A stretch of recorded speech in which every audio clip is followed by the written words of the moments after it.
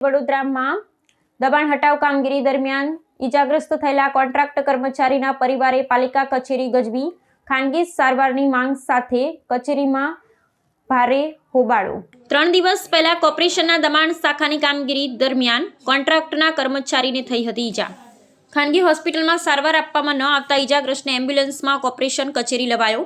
પરિવારજનોને સમાજના લોકોએ કોર્પોરેશન કચેરીમાં મચાવ્યો હોબાળો।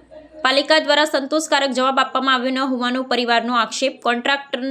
કોન્ટ્રાક્ટના કર્મચારી ગોપાલ રબારીને થાપાના ભાગે થઈ હતી ઈજા। ઈજાગ્રસ્તને ઈએસઆઈ હોસ્પિટલમાં સારવાર માટે લઈ જવાયો હતો।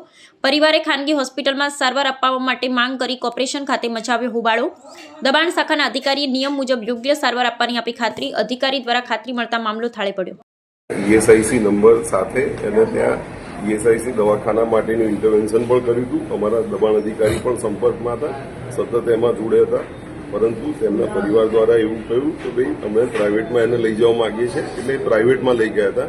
ઈએસઆઈસી નંબર ને બધું છે અને એ પણ એના તેમ છતાં પણ અત્યારે અહીંયા આવ્યા હતા, તો અત્યારે સિક્યુરિટી એજન્સીના એના જે ઓફિસર છે એમને પણ ત્યાં જોડે મોકલવામાં આવે છે। જવાબદાર અધિકારી દ્વારા યોગ્ય જવાબ ન આપવાના કારણે આજે આ લોકોને અહીંયા આવવું પડ્યું એવો આક્ષેપ છે। ના, દબાણ અધિકારી ચિરાગ શાહ સતત સંપર્કમાં હતા અને એમણે પણ એજન્સીનો સંપર્ક કરીને કોઓર્ડિનેશન કરીને કર્યું હતું, પરંતુ એમને જણાવ્યા પ્રમાણે એવું કહ્યું કે ભાઈ ત્યાં એ લોકો ઈએસઆઈસીના દવાખાનામાં એ નથી કરવા માંગતા। નિયમ મુજબ જે ઈએસઆઈસી ને પીએફ કપાતો હોય છે, ઈએસઆઈસીનો નંબર પણ આપવામાં આવેલો અને એ આધારે એને ઈએસઆઈસીના દવાખાનામાં લઈ જવામાં આવે, પણ તેમના કુટુંબીજનો દ્વારા એવું કહ્યું કે ભાઈ પ્રાઇવેટમાં લઈ જાઓ તેવું મને દબાણ અધિકારીએ કહ્યું હતું। તેમ છતાં અત્યારે એમને અધિકારીને જોડે મોકલ્યા છે, એમના સિક્યુરિટી એજન્સીને। અધિકારીઓના ફોન નંબર બંધ હતા અને ખાસ કરીને તમારા ઉપર આક્ષેપ છે કે મંગેશ જયસ્વાલ એવું કહે છે કે જે કરવું એ કરી લો, હું કોઈ ખરું એ ખોટું એ છે।